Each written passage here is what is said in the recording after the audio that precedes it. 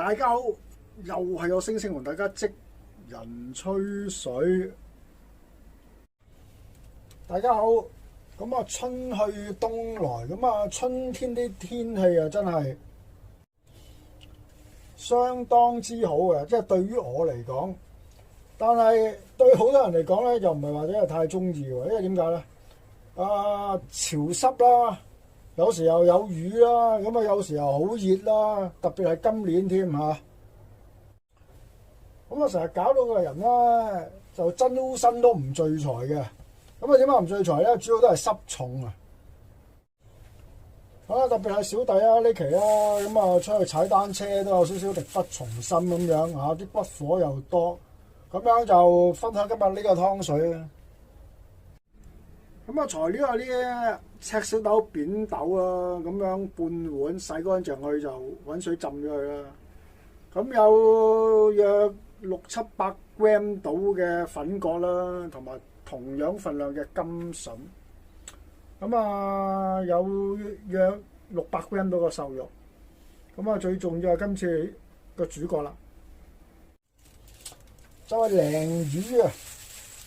咁喺粵菜當中咧，老火湯都係獨一無二噶啦，即係全世界啊或者全中國各省份都係獨有嘅。咁啊，如果老火湯獨有當中咧，用鯪魚入贊嘅湯水咧，就真係要講講我哋家鄉啊，順德啊，即係用鯪魚煲呢個湯，咁就的確係一個家鄉情懷嚟嘅。咁啊講出嚟，哇！赤小豆、扁豆、粉葛煲豬展啊，都好普通嘅湯啊。係啊，好普通啊。咁你出到去飲咧，一般都係呢幾樣。但係加咗鯪魚落去，你喺出邊你就真係俾錢咧，未必飲到。咁啊，正正就係話，因為呢條鯪魚啊嘛，比較難買到新鮮，同埋比較多處理功夫啊！咁啊，自己喺屋企做，你咪可以做到呢個湯水咯。咁大家睇咗咁多材料啦，都唔使話發晒毛咁。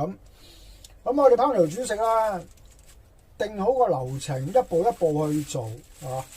咁樣我首先我哋啲鯪魚啦，咁啊去啲淡水魚檔買啦，大部分都係買游水噶，即係唔係游水嗰啲就。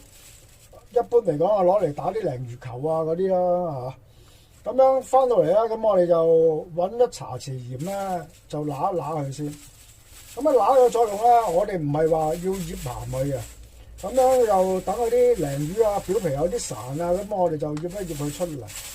咁我哋就咁樣揦完佢咧，咁樣就擺埋個雪櫃嗰度，約10分鐘都 OK 嘅。咁呢段時間咪處理埋啲豬肉啦。今日喺同一個豬肉檔買咗2件唔同嘅豬肉嚇。咁而家暫時就冇互動啦。如果有互動，就可以同大家就互動下。邊嚿貴啲啊？就邊嚿就適合攞嚟煲湯啊。咁有入開廚房煮嘅都一睇就睇得出㗎啦。呢啲豬肉眼一般嚟講，都係會比呢類型嘅豬上肉係會貴啲嘅。咁你成日都話貴啲，咁啊個啲多即係幾多啫？話好似我哋嗰啲食譜咁，成日都話適量咁樣，適量都係有幾多嘅真係好得意啊！我哋煮食啦，你叫我哋寫啲份量出嚟咧，你等同叫阿媽煮完一個餸，阿媽你寫翻個份量俾我啦。好多時阿媽都話：我淨係識煮喎，我唔知個份量係點嘅喎。咁我哋都係分享一個方法啦，咁大家跟住個方法去做，咁樣至於調味嘅輕重，咁都係因應自己嘅口味去調校啦。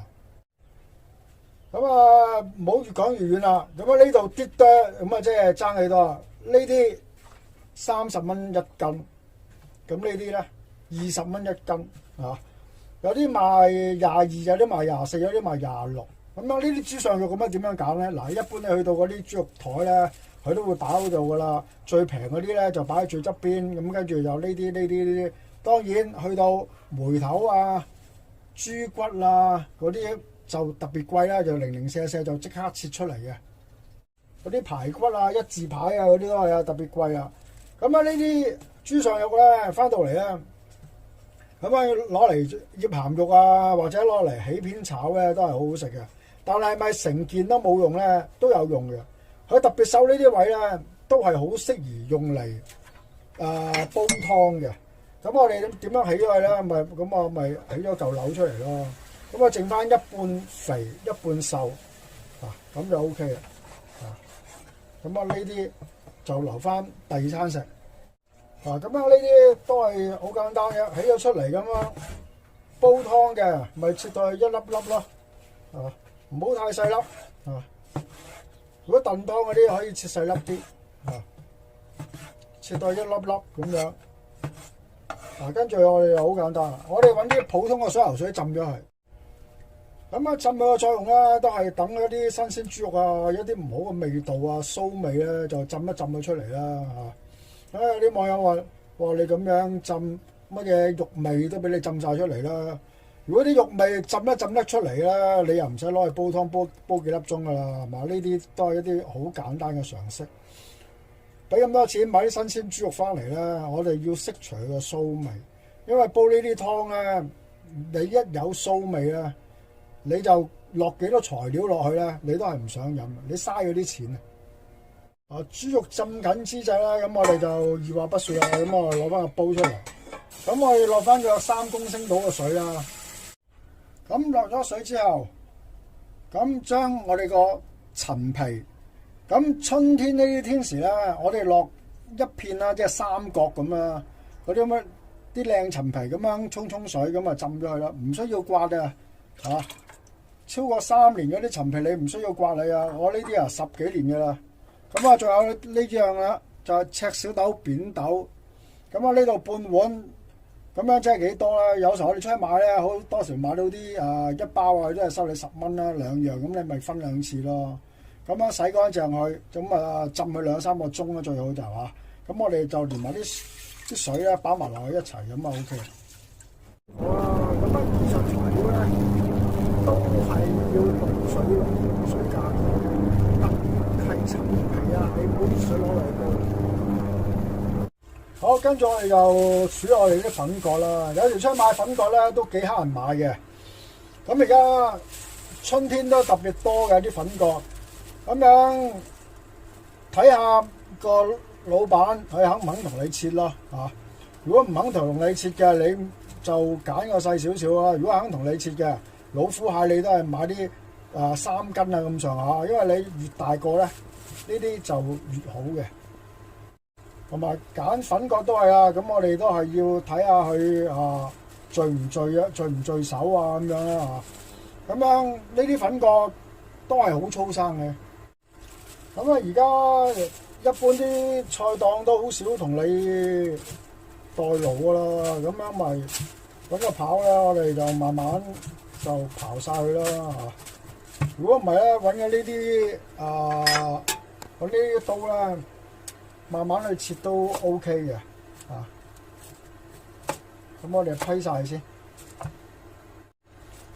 咁呢啲天時煲粉葛就最適合啦嚇，清熱去濕，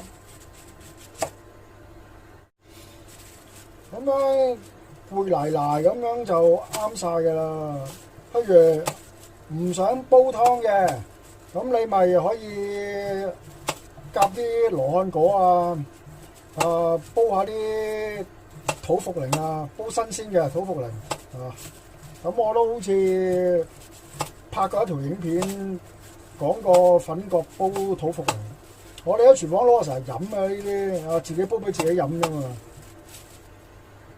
咁都係用呢啲刀仔又比較方便啦。至於呢啲咁嘅窿眼嘅，咁你啲刨有啲咩呢啲鏟呢啲位咁咪篤一篤佢咯咁樣就篤一篤佢咯。因為呢啲有窿眼呢啲位咧，佢可能有時有啲根啊，藏咗啲沙泥入去啊，就會比較難洗嘅。咁而家咪沖乾淨晒水佢咁咪 OK 啦。跟住到啲甘筍啊，或者叫做紅蘿蔔啊，咁我哋自己行內咧叫呢啲有泥嘅紅蘿蔔咧，我哋就叫做台卜嘅。一般呢啲啊都係會比較清甜同埋實淨啊，用嚟煲湯又相當之適合。咁我睇下啲影片，我都時常強調啦，煲湯我都係會買有泥呢啲台卜去煲啊。咁揀呢啲台卜都係要攞上手啦，睇下聚唔聚手啦。二來又睇下個頭啦，佢啲新鮮嗰啲好多時候都會擸住有啲葉仔啊咁樣，同埋睇下有冇爆啦。佢好多時有啲都會爆咗嘅嚇。咁有啲菜檔個老闆有啲爆咗，就會執出嚟一份份咁樣賣啊咁樣。咁我哋又洗咗2、3次水啊，主要都係沖乾淨晒啲泥塵啦。咁跟住咪開咗佢啦，啲粉角啊。咁如果一般家庭主婦都係可以用我頭先嗰啲啊，即係扼住佢慢慢拍落去啦。如果係有少少力嘅。咪用個刀尾咁樣拍落去咯。有啲靚嘅粉角啦，攞嚟煮餸咧都好好食嘅喎。咁如果大家有咁嘅經驗嘅，咪喺留言板嗰度留下言咯嚇。咁呢啲我哋都係得到佢一粒粒咁啊 OK 啦嚇。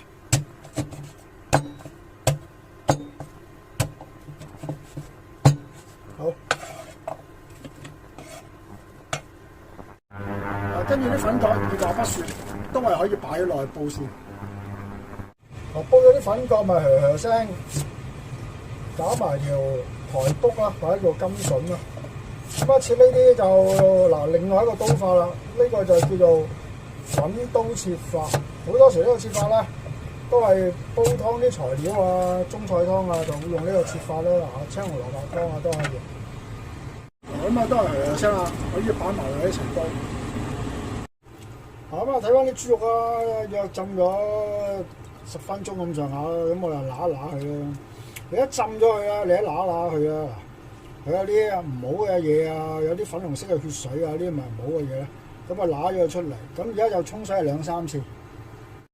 豬肉洗乾淨啦，咁我哋又隨即加埋啲凍水落去，開火將佢飛水。咁呢啲豬肉啊，即係點解要飛水啊？咁飛水咧，其實有2個作用嘅。咁第一就係等佢凍水加熱過程當中咧，逼一逼佢一啲喺裏邊啲隱藏咗啲血水啊，都係一啲唔好嘅味道啊，逼咗佢出嚟。咁第二咧就係話，當你逼咗你啲血水出嚟咧，你啲肉咧攞嚟煲湯啊，你啲湯會清啲嘅。咁去除咗啲臊味啦，同埋會清啲啦。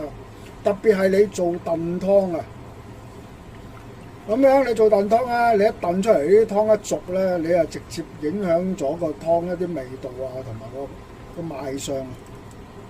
大家都睇到啊，一路吹過程當中，咁啲潺啊嗰啲咪逼晒出嚟咯。咁豬肉飛緊水過程當中，咪睇翻條鯪魚咯。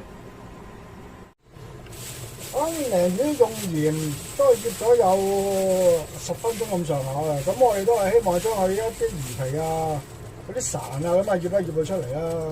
咁而家我哋就揾把尖刀咧，就跟一跟啲位啦。咁睇下老闆佢有啲位未必劏得乾淨啊咁樣，咁而家咪就刮一刮佢啦，同埋刮一刮啲最腥嗰啲潺咧，刮一刮出嚟啊！用啲鯪魚去煲湯咧，就真係相當之鮮味嘅。鯪魚刮緊過程當中啊，隔離啲豬肉又得啦，咁我哋咪又撈起佢咯。咁撈起晒之後啦，咁我哋又將個沖水洗乾淨。咁啲豬肉洗乾淨之後，咪隨即又擺埋煲湯嗰度咯。咁我睇翻條鯪魚啊，咁我哋就繼續刮一刮佢啦，刮一刮佢。咁我哋鄉下食鯪魚咧，我哋會保留翻個魚卜啊，同埋或者有啲魚腸啊。咁魚卜嗰啲位啊，咁咪篤咗佢咯。如果你話真係好怕腥嘅，咁你咪唔好食咯。我哋就一定會食埋佢嘅。咁而家咪將佢清洗乾淨，咁洗到佢冇晒潺為止。咁啊，鯪魚洗咗3、4次之後，咁我哋咪將佢擎水啊，特別喺鯪魚個肚底下裏邊嗰啲水咧，都要擎一擎佢出嚟。啊，不單止要擎水，咁啊處理呢啲河鮮啊、海鮮啊，都係要將佢所有嘅水分咧，就將佢抹乾。咁啊，好多時洗魚殘留啲腥味來源就係啲水分嗰度啊嘛。啊，你將條魚濕立立咁樣，你走去蒸啊，你幾新鮮嘅魚啊，佢都會腥嘅。咁我好多時煮嘢都係同大家即係分享一啲好基本嘅嘢啊，淡鹽水啊，點樣去除雪味啊，新鮮豬肉啊，點樣去除啲新鮮豬肉嘅臊味啊，整魚啊，點樣去除魚一啲腥味啊。咁你做到呢幾個基本功夫咧，基本上你煮嘢你唔會差得去邊啊。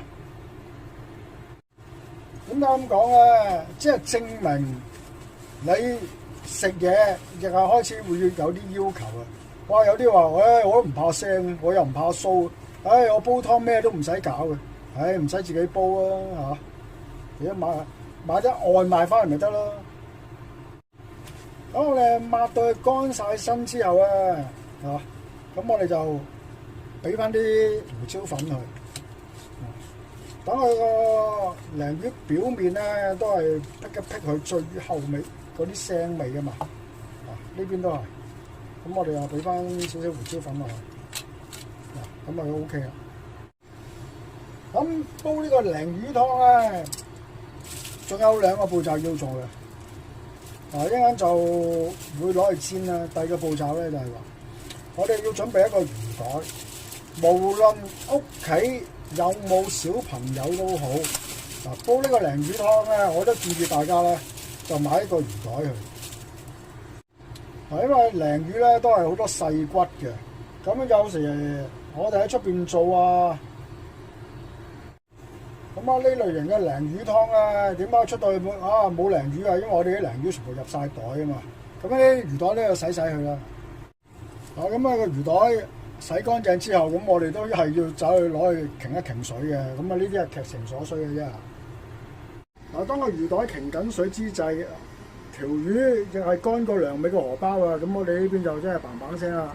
咁我哋又開火，咁樣時間關係，咁我頭先洗肉嗰陣時已經係嘭嘭聲洗埋隻鑊㗎啦。咁我哋都要燒到隻鑊佢夠紅，煎魚啊特別係煎鯪魚添啊！咁我哋落翻少量嘅油落去啦。跟住我哋喺鑊邊啊，就將擺落去啦。我擺咗落去之後咧，咁我哋咪調翻個細火啊。咁煎魚，你即係話夠熱，咁條魚放咗落去咧，炸完嗰下咧就調翻個細火，咁等佢慢慢煎。咁我哋就保持住佢有少少微微煎下，噼噼啪啦嗰啲聲啦，就唔好喐佢啊，蛇口都冇喐。咁呢條鯪魚就都差唔多有500 gram 咁上下啦，差唔多到1斤。咁我哋就煎下喐下，咁喐到之後，咁又煎下條尾嗰啲位啦。咁啱啱個抽油煙機又開到個turbo啊，最大火嘅。咁樣如果有啲家庭主婦啊，或者有啲煎魚唔係咁叻㗎，咁樣可以用個大型嘅熱鐵鑊去煎都可以嘅，切開佢2嚿。咁煎到咁上下，咁而家咪反咗佢咯。咁就慢慢煎封佢，就煎得幾靚啊！我當然用呢啲生鐵鑊煎魚啊，係會個技巧就會比較高啲嘅。咁我哋煎到兩邊都超香之後咧，咁而家就可以將佢入魚袋。咁入咗落去之後咧，咁我哋就打翻個死鐵落去啦。咁樣煲湯呢啲魚袋咧，我都唔建議大家去重用啊。咁當條鯪魚搞掂晒之後啊，咁我哋而家就調翻個最猛火，咁我哋又擺條鯪魚落去，咁啊用個大火咧約滾佢30分鐘，再跟住收個細火，再煲佢個半鐘。嗱，當而家落咗魚滾咗30分鐘之後啊，咪調到一個煲湯嘅火爐咯，咁樣再煲佢個半鐘。住個煲湯火爐咁啊，霎那間整體就煲咗2個鐘嘞喎。咁你話睇片幾開心咧，係嘛？1秒鐘就過咗2個鐘。咁我呢2個鐘喺度，我整咗好多嘢噶啦。咁樣嗱，呢條鯪魚咧，我哋煲到咁上下咧，都要猜一猜爛佢嘅，咁啊等佢煲佢啲味咧就會出啲嘅。嗱，咁啊呢邊睇就清楚啲。咁而家我哋咪加翻適量嘅鹽落去咯。嗱，如果屋企人咧有啲有高血壓咁樣，我就建議大家咧就個別咁樣加啦。咁啊自己不嗰碗咪自己加翻適量嘅鹽落去咯。如果日常家庭嘅，咁我都係輕輕就俾翻少少鹽落去咁就 OK 嘅。甚至乎有時我會搭少少金華火腿，或者搭少少嗰啲元貝仔落去，我連鹽我都唔落嘅。咁樣輕輕提一提個味咁就 OK 嘅。因為喺屋企我成日強調啦嚇，用充足材料走去煲一個湯，呢啲老火湯咧係要自己煲先有得飲啊，係嘛？喺出邊就比較難啦。咁啊，除非你真係有啲私房菜好熟啲師傅啊嚇。咁樣啊，特別訂個湯啦，咁樣出去飲一個呢啲湯都唔平㗎，亦唔會有啲乜嘢車單推介你會飲呢啲湯嘅，咁啊都係會要自己煲嘅。如果近日周身都攰賴賴，咁啊起身又腰酸骨痛，踩單車又冇力，咁啊呢個就啱晒啦嚇！赤小豆、扁豆、粉葛、豬肉煲鯪魚湯。點解鯪魚擺到最後咧？因為煲鯪魚湯，正如我頭先所講，真係要自己煲先有得飲啊！咁樣如果冇鯪魚嘅，其實周街都有啊呢個湯。咁啊，至於有冇話煲到咁濃味啊，同埋咁足料咧，係一定唔會有嚇。雖然啲赤小豆同埋啲扁豆佢唔係好貴，但係就喺出邊都唔會落得多。如果有啲皮膚痕癢嘅，可以落埋啲土茯苓落都可以嘅。再補充少少啦，你通常買呢啲扁豆咧，佢哋都係叫做炒扁豆嘅，佢都會經過輕輕嘅烘燶咗少少啊，佢唔係話有啲乜嘢唔得啊，或者咩，佢係炒過嚟嘅呢啲。咁啊，中意粉葛湯嘅網友俾個 like 個星星咯。咁啊，中意鯪魚湯嘅網友訂個即人出咗去頻道。如果兩者都中意嘅，麻煩你加入我頻道會員啦，繼續吹水啦。咁啊，今日嘅分享就到此為止啦。咁啊，呢啲家鄉老火湯都係同大家分享下自己鄉下啲老火湯好味情懷啦嚇。一方水土養一方人，咁我都係同大家分享自己一啲飲食嘅資歷啊。咁啊，多謝收睇，下條影片再同大家出個，拜拜。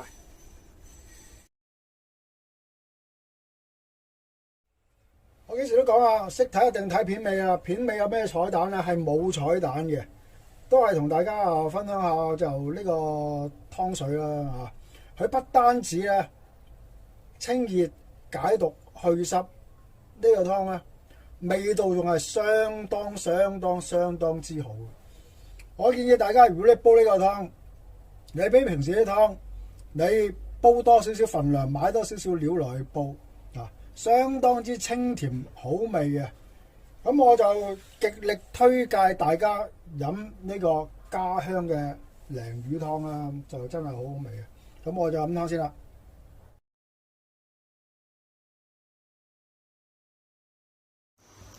鍾意就俾個 like， 訂閱我嘅頻道，幫我星星分享下 ，follow 我嘅 Facebook 同埋 Instagram。拜拜。